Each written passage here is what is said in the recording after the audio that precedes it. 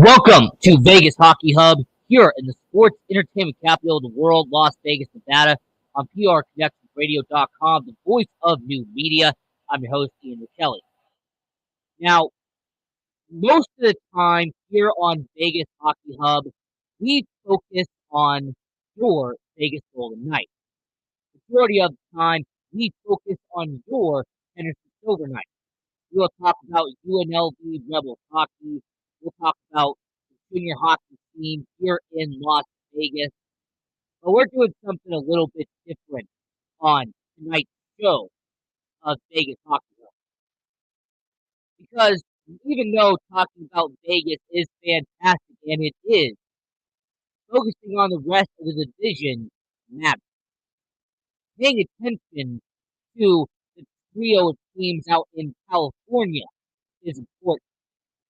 And addressing your rivals is important when it comes to Vegas Hockey Hub. Because look, Vegas Golden Knights and the Anaheim Ducks is a rivalry. Henderson Silver Knights and San Diego Gulls is a rivalry. And discussing a franchise that is close in proximity to Vegas is important. So, main question on tonight's show is what is wrong with Anaheim? What is wrong with Ducks? Because as much as I could just do a cop-out, as much as I could just give an easy response, talk about Dallas Eakins, his 4-year contract and how his club option with the Anaheim Ducks, I'm not going to go that route. Main reason I'm not going to go that route is because his final year of his contract is this season. Dallas Eakins is not going to be a head coach in Anaheim for much longer. So he will be an easy cop-out to really bring up as the first reason. It's too easy. It's too simple. We are not going to do it on tonight's show. Instead, let's talk about main reason why Anaheim is struggling. The main reason why Anaheim is not being successful this season. And as it see right there, defense. What's a defense? Watching Anaheim and really seeing Anaheim for what they are, they really do not play much defense out there in Anaheim. In terms of the shift, in terms of how defensively the Anaheim Ducks perform, there isn't much to talk about in terms of positives on defense for the Anaheim Ducks.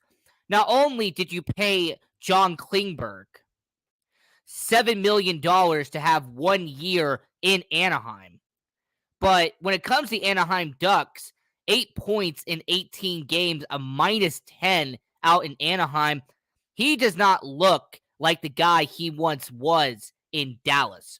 John Klingberg out in Anaheim does not look like the guy that would get you 45 to 47 points a year with the Dallas Stars.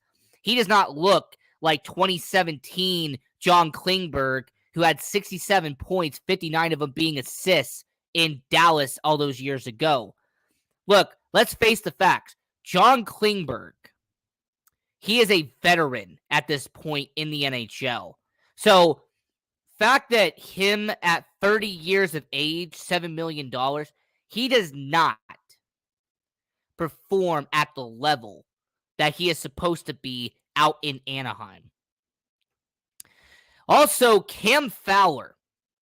Cam Fowler, former first-round pick of the Anaheim Ducks. He has been there forever. Look, he signed that 8-year deal, $52 million, back in 2018. The problem is that Cam Fowler, at this point in his career, is not living up to that contract. Cam Fowler has slowly been progressing every single year, and now he is taking a step behind. This was a guy in Cam Fowler who you knew would get a low 30s, high 40 points every single year. Cam Fowler was a guy who would get you 9 to 11 goals. He would get 24 to 28 assists. That was who Cam Fowler was. But what Cam Fowler wasn't in Anaheim, really ever since 2015, 2016, is a guy who's going to give you a positive plus minus in terms of the stat sheet. As a matter of fact, Cam Fowler has not had a positive plus minus since 2017, 2018. There's also been the fact that Cam Fowler, outside of that shortened 2020, 2021 season, he has missed games every single year in Anaheim. I mean, he had only 59 games in 2018, 2019, 59 games in 2019, 2020. He missed 6 games in 2021, 2022. So for a guy in Cam Fowler who is still playing off that 8-year deal and who currently has 4 years left on said contract, it doesn't look good for the Anaheim Ducks. I also want to remind you that they also have given a modified no-trade clause to Kevin Shattenkirk. They gave a modified no-trade clause to Dmitry Kulikov.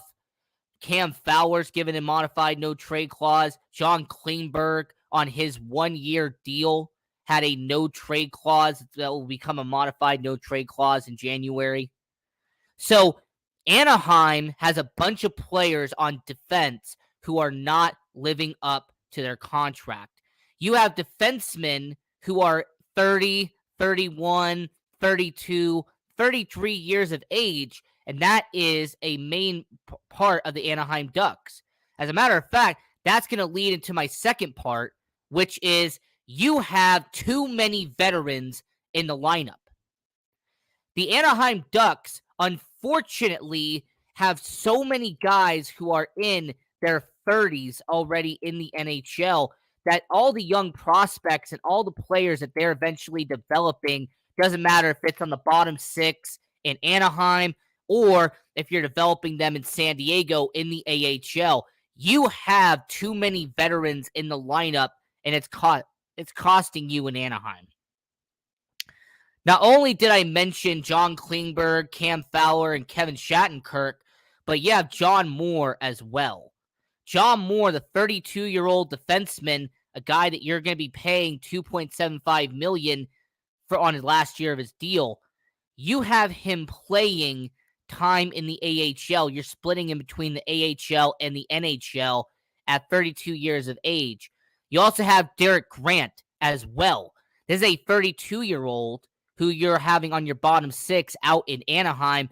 You gave him that 3-year deal at the beginning, but he's only had 2 points in 11 games this year.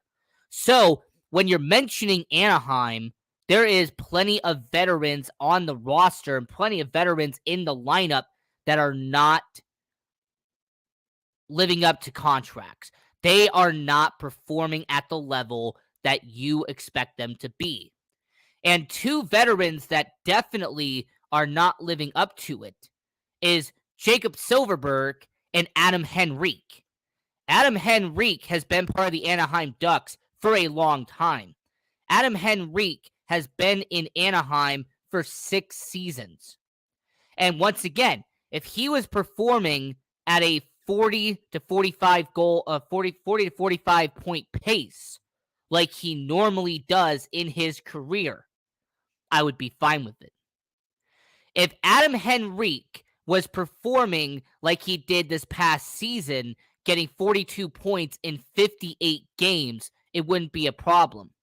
If he was getting, 18 goals, 19 goals like he normally does, there would be no problem. Okay, I'm not expecting Adam Henrique to have a 50-point season back he did in 2015. I am not expecting Adam Henrique to hit 30 goals at this point in his career in a single season. But what I expect from Adam Henrique is more than 10 points in 17 games this year. What I'm expecting from Adam Henrique is more than 4 assists in 17 games. There's also the same Adam Henrique who, once again, has not started a full 82-game season since 2018. He has missed action in 2020. He missed some action in 2021. So Adam Henrique If he could play a full 82-game season, maybe he'll get to the 40-point mark, but he hasn't shown that this season. And Jacob Silfverberg, man, what is going on with Jacob Silfverberg? This was a guy who was getting 40 to 50 points every single season in Anaheim. He was consistently, back to 2014 all the way until 2019, he was consistently averaging the 40 to 50 points a season ever since being traded from Ottawa to Anaheim. These past 3 seasons for Jacob Silfverberg has been a decline every single season. He only had 8 goals and 16 points in the shortened 2020 season. He had 5 goals and 21 points in a 2021 season where he missed 29 games. And now this season, he only has 4 points in the first 18 games of the Anaheim Ducks season. Jacob Silfverberg right now is not even averaging a point every 4 games out there in Anaheim. The reason why this is a big deal is not only do they give him a 12-team no-trade list, but Jacob Silfverberg has 2 years left on his deal that he signed back in 2019. He signed a 5-year deal worth $5.25 million per year. Now, if you're not even an Anaheim Ducks fan, if you're just a hockey fan in general, answer me this. Would you pay a guy $5.25 for 4 points in the first 18 games? Would you? Would you pay a guy that much money? Because I don't know if you would. I don't know if you would pay a guy to average a point in every 4 games. He averages a point. Like I said, 4 points in 18 games. Actually, as a matter of fact, that's less than a quarter. That's like 0.24. So Jacob Silfverberg, by the way, he already missed a game this year, by the way. So he's not gonna play all 82 games. He already missed a game. So Jacob Silfverberg is an example of a veteran you have in your lineup that is costing you time out in Anaheim. So Jacob Silfverberg is having a problem. John Klingberg, who I mentioned earlier, has not stepped up as an Anaheim Duck. He's not living up to what he did in Dallas. So all these veterans you have in Anaheim are not contributing. They're not living up to contracts that Murray did out there in Anaheim. Bob Murray, he was a guy that gave all these contracts in 2017, 2018, 2019. They are not being fulfilled out in Anaheim. So that's the second reason why what's going on in Anaheim, what's wrong in Anaheim. Reason 2, you have too many veterans in the lineup.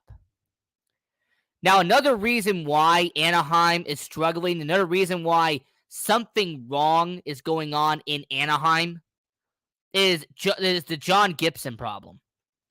Simply put, you need to trade John Gibson. John Gibson has been your starting goalie since you drafted him in the second round in 2011. This is the same John Gibson that Bob Murray signed to an 8-year deal worth $51.2 million back in 2018. This is the same John Gibson that is only 4 years in to said 8-year deal. He is currently making $6.4 million with the Anaheim Ducks. He will make $6.4 million until 2027. Now, why does John Gibson need to be traded? What is the reason why the Anaheim Ducks need to let go of John Gibson? The simple facts is that when they signed John Gibson, he was winning games as a goaltender with the Anaheim Ducks. When John Gibson was signed back in 2018, he had just came off of a 60-game season where he had 2.43 goals against average, a save percentage of 92.6, and he got them to their last playoff appearance in 2018. He got them to a first-round appearance. John Gibson was paid by the Anaheim Ducks because he had gotten them success the 3 years prior. He had helped the Anaheim Ducks make it to the playoffs in 2016, 2017, and 2018. His stats were among the best in the NHL in 2016, 2017, and 2018. The problem is that ever since they signed him to that 8-year deal, his stats have gone down every single year. He went from a guy that was winning 25 to 30 games every single season to now his stat line looks terrible for Anaheim. John Gibson in 2018-2019 in 58 games played went 26, 22, and 8. That's also the same guy who went down a lot in terms of goals against average, averaging a 2.8 and a 91.7. But that's not the worst part.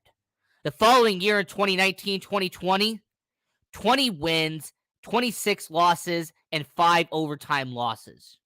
All right, he essentially went 20 and 31 in 51 games for the Anaheim Ducks. He also hit a goals against average of 3 and a 90.4 save percentage. Well, how about that shortened 2020 campaign? 9 wins, 19 losses, and 7 overtime losses in 35 games, and his goals against average and save percentage stayed around the same from 2019. The last 2 seasons for John Gibson have been the worst of his career up to this point. 2021, he had 18 wins in 56 games played as the starting goaltender for the Anaheim Ducks. 18 wins, 31 losses, combining the overtime losses. He also had a goals against average of 3.19 and a save percentage of 90.4. Now that's bad enough, right? That is bad enough for any goaltender. But if you saw and if you have watched John Gibson this year, he has been one of the worst starting goalies in the NHL. In 14 games played, 3 wins, 10 losses, 1 overtime loss, a goals against average of 4, and a save percentage under 89. John Gibson, right now, as a NHL goaltender, has among the worst stats among any starting goalie in the entire NHL. The Edmonton Oilers and all of these teams that could maybe use a legit number 1 goalie, why not call up Anaheim and get John Gibson? As a matter of fact, John Gibson has been rumored to be leaving Anaheim for years now. There has been people who have been wondering if John Gibson can be saved by getting traded someplace else. I don't know, like the Toronto Maple Leafs. How about the Edmonton Oilers, like I said earlier? There is so many teams that need a legit starting goalie, and John Gibson needs to be saved from the Anaheim Ducks. The New Jersey Devils do not have a legit number 1. John Gibson could be a solution. Washington Capitals, Darcy Kuemper's there. Could you add another piece by getting John Gibson? There is, like I said, a handful of teams that need a starting goalie. John Gibson's contract is the main reason why he's staying in Anaheim. That's $6.4 million for the next 4 seasons. And that 10-team no-trade list, that is a huge factor as well. So, I don't know if you have to start a petition. I don't know if you have to start a GoFundMe, whatever it is, but I beg and I beg Anaheim to save John Gibson, to save your organization, and you trade John Gibson to an organization that needs a starting goalie. Trade him to an organization that could actually use a John Gibson for a playoff push. Because the Anaheim Ducks right now are wasting, and I mean really are wasting, the talent that is out in John Gibson. Because John Gibson is a good goalie. I still believe he is. but the Edmonton Oilers could use him. A team like, for example, the New Jersey Devils could use him. So I highly recommend to all the people who are watching right now, when it comes to John Gibson, when it comes to that contract, trade him and you will save yourself not only $6.4 million, but you also will save a goalie who's having a terrible time in Anaheim. Now, this isn't related to Anaheim, but what do you think about Vegas Golden Knights losing to Edmonton in overtime? I think Connor McDavid happened. I mean, to put it bluntly, what happened is that you essentially had Connor McDavid, the best hockey player in the world, take on the Vegas Golden Knights. That's what ended up happening. Now, reason number 4 on what's wrong with Anaheim Ducks is that you're putting your young players as healthy scratches. You're putting that guy right there, Pavel Regunda, as a healthy scratch in Anaheim. I don't understand why you have a 22-year-old who is extremely talented and you're putting him on your healthy scratch. You're not having him play in the AHL. You're not having him play productive minutes in the NHL. You are putting him as a healthy scratch in Anaheim. I can also do the same for Sam Carrick. I mean, Sam Carrick has only started 3 games all year for the Anaheim Ducks. This is a guy who this past season had 19 points for the Anaheim Ducks. But so far, you've only had him start in a trio of games this season. Also, Maxime Comtois. This was a guy who was part of the future for the Anaheim Ducks. Not even 2 years ago, during that shortened 2020 season, he had 16 goals in 55 games. He looked like a potential superstar for the Anaheim Ducks. Now, he is a scratch for the Anaheim Ducks, and he's actually had a lower body injury as well, so there's a chance that he might be gone for a while. There's also been all those discussions about the young players the Anaheim Ducks are going to use in their farm system. As a matter of fact, that's reason number 5 as to why the Anaheim Ducks have a problem. Let's just admit it. The Anaheim Ducks, yes, you have the 3rd best farm system in hockey. All right? You have one of the best upcoming talents in hockey. I love what the Anaheim Ducks have done with Trevor Zegras. I am a fan of Troy Terry. In fact, to me, Troy Terry has already become the best player in Anaheim at 25 years old. But the problem that the Anaheim Ducks have, Mason McTavish, 19 years old. He's a couple of years away. Isaac Lundstrom, a couple of years away. Max Jones, he's developing as your middle 6, but he is not there yet. Majority of the top prospects and majority of young talent Anaheim currently has in your system are not ready yet.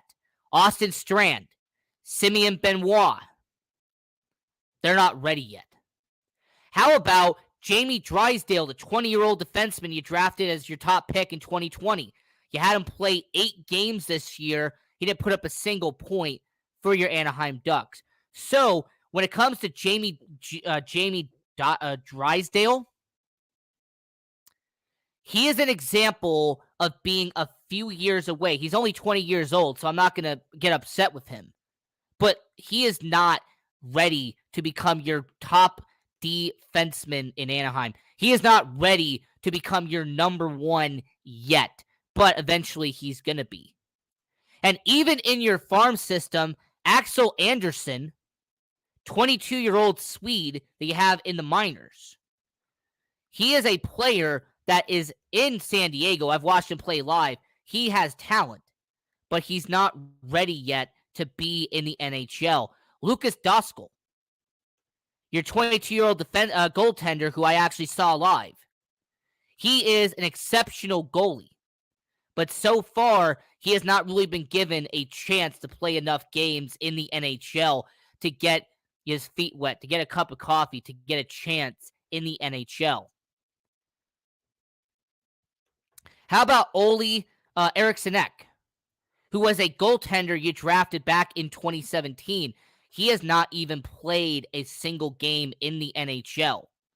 I also want to keep in mind, he is 23 years old. He came from Sweden. So Anaheim Ducks have a situation where you have two goalies in your farm system that could replace John Gibson, could replace Anthony Stolarz if you end up letting go of two veterans in net. You have options there. In your farm system, you have Ben King, you have Hunter Drew, you have Jacob Perreault, Braden Tracy. Anaheim has talent. They've had talent for a while, but you don't have them be ready yet. They are still 3 to 4 years away. It's not the 2022 Anaheim Ducks that are ready. It's going to be the 2025 Anaheim Ducks that eventually Jamie Drysdale is going to be an elite defenseman, or it should be elite defenseman. Troy Terry is not only going to be in his prime, he is going to be your leader in Anaheim.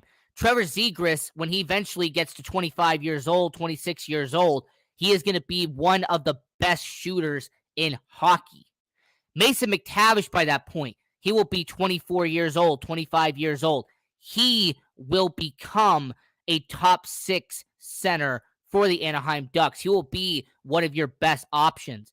Hey, I have heard people say maybe there's an opportunity for him and Zegras to be on the same line. Yeah, I agree. Zegras and McTavish would be an excellent pairing to have. But the problem is going to be, are those guys going to be given the time to develop properly in Anaheim? Will those players be able to actually improve and get better in Anaheim? That's the question. And the last reason as to why the Anaheim Ducks are not ready, the reason why there's something wrong in Anaheim is that you are injury prone, and this season has shown it. Not only did Maxime Comtois get a lower body injury in Anaheim, you also had Derek Grant, your veteran, who already suffered a upper body injury. You have Jamie Drysdale, your shoulder injury. He'll be out for half a year. How about John Moore, who had a concussion, and you don't know when he's going to play? There's also been all of those problems that have been developing with your players out there in Anaheim. There have been players who have been injured. They were put on injured reserve, and then they got taken off at some point. How about Jacob Silfverberg and his leg injury? Did anybody forget that Jacob Silfverberg had a leg injury last year that cost him half of a season? Well, he officially came back. He does not look like Jacob Silfverberg, like I said earlier in the show. So he's had injury problems. How about a guy like Adam Henrique, who has had upper body injuries that have had him day by day? How about a certain player out there in Anaheim who I genuinely believe is a bright part of that future? Because, yeah, Jamie Drysdale, the 19-year-old, 20-year-old out there in Anaheim, when he got that injury that's going to have him out for 6 months, who knows if it's only going to be 6 months? Maybe he'll come back at the end of the year. Maybe he'll actually have to wait and play the beginning of next year. It'll be interesting to see what happens. But simply what's wrong with Anaheim is, one, defense. What's a defense? You really don't play it. Reason two, you have too many veterans in the lineup, and they're costing your young guys. They're not giving them time to develop. 3, you need to trade John Gibson. You are wasting the prime of goaltending for John Gibson. You need to send him someplace else. Reason 4, you're putting your younger players as healthy scratches, and that's doing nothing but costing them time on the ice. It's costing them time to play. Reason 5, your top prospects are 3 to 4 years away. The 2025 Anaheim Ducks look great. The 2022 Anaheim Ducks do not. And reason 6, you are injury prone. So this was an episode of Vegas Hockey Hub. We're going to have an episode about why your Vegas Golden Knights are going to win the Stanley Cup. So stay tuned for that one. Until next time, I'm your host, Ian Rickelli, and continue watching junior hockey. Support hockey. Go Knights, go. Have a good one.